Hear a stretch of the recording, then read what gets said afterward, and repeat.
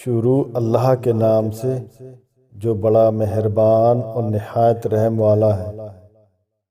سیدنا سلمان فارسی رضی اللہ عنہ بیان کرتے ہیں کہ رسول اللہ صلی اللہ علیہ وسلم نے مجھ سے پوچھا، کیا تم کو معلوم ہے کہ جمعے کا دن کیا ہے؟ میں نے کہا، یہ وہی دن ہے جس میں اللہ تعالیٰ نے ہمارے اور آپ کے باپ حضرت آدم علیہ السلام کو پیدا کیا۔